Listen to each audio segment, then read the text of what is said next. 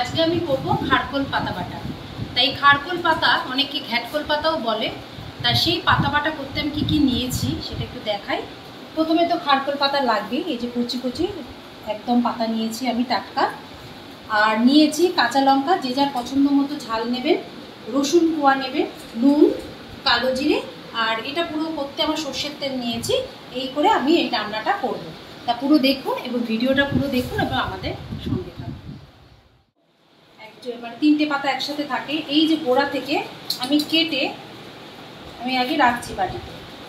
কেটে নিয়ে সব কটা পাতা এরকমভাবে কেটে নিয়ে আমি ভালো করে আগে ধুয়ে নেব।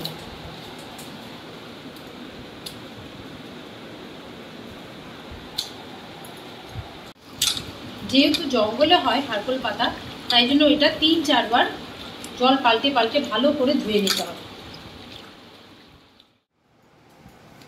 ধোয়া হয়ে গেছে, পাতাগুলো জল ঝরিয়ে, এই যে জল ঝরাতে দিয়েছি, জল ঝরিয়ে এবার পাতাগুলোকে আমি কুচি কুচি করে কেটে নিচ্ছি।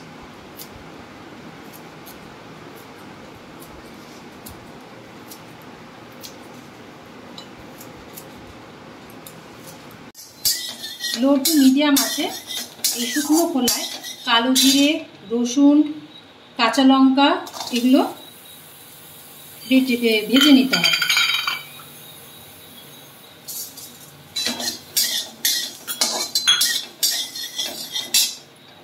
এবার লঙ্কাটা দিয়ে দিচ্ছি।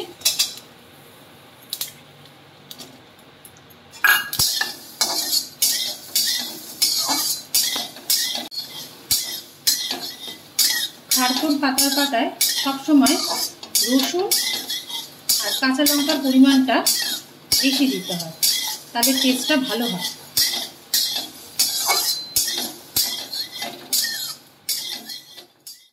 ভাজা আমার হয়ে গেছে, এবার আমি এটা তুলে নিচ্ছি।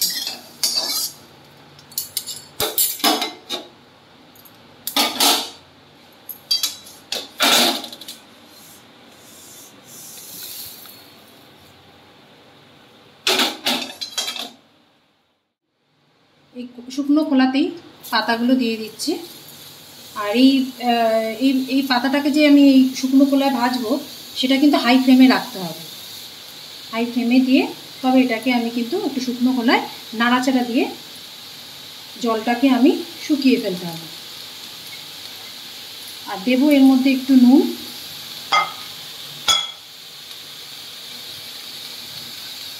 এখন একটু অল্প দিচ্ছি, পরে স্বাদ মতো আবার নুন দেবো।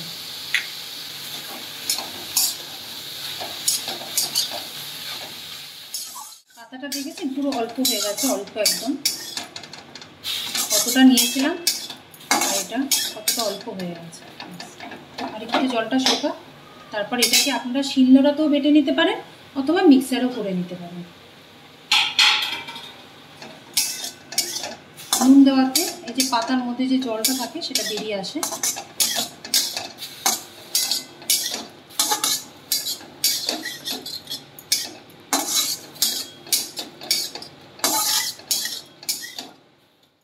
আমি পাতাটা এই মিক্সারে দিয়ে দিলাম, মিক্সারের বাটিতে। আপনারা শিলনোড়ায় বেটে নিতে পারেন, মিক্সারেও বাটিতেও করতে পারেন। মিক্সারে আমি মিক্সারে করে নিচ্ছি।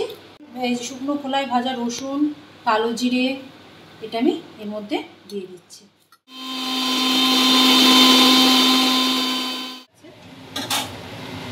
আমি এবার সর্ষের তেল দিয়ে দিচ্ছি, অল্প দেব সর্ষের তেল।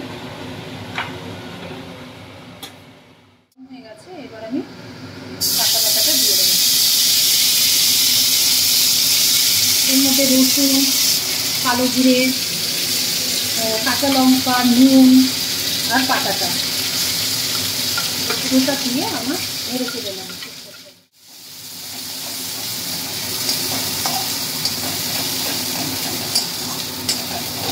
নেড়ে চেড়ে নিয়ে নামানোর আগে টেস্ট করে দেখে নিতে হবে যে নুনটা ঠিক আছে কিনা।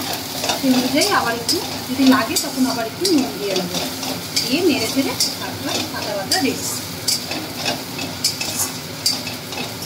এটা লো টু মিডিয়াম আছে ভাজবেন, কারণ যদি বেশি আছে ভাজেন তাহলে কিন্তু ফ্লেমটা যদি বাড়ানো থাকে তাহলে কিন্তু পাতাটা পুড়ে যাবে। নেড়ে ছেড়ে যতক্ষণ না তেল ছাড়ছে, দেখলে বোঝা যাবে কালারটা চেঞ্জ হয়ে যাবে, তখন নামিয়ে দেবো। এটা অনর্গল কিন্তু নেড়ে যেতে হবে কড়াইতে। কালারটা যখন একটু চেঞ্জ হয়ে যাবে বুঝতেই পারবেন দেখে যেটা হয়ে গেছে, তখন ওটা নামিয়ে দেবেন। যেটা আর কি বলে পাতাটাকে, এই যে কালারটা দেখুন একটু কালচিটে টাইপের কালার চলে এসছে, সবুজ কালার ছিল এবং ভাজা কখন বুঝবেন যে হয়ে গেছে, ভাজাটা কালচিটে কালার চলে আসবে। এবার আমি নামিয়ে নিচ্ছি।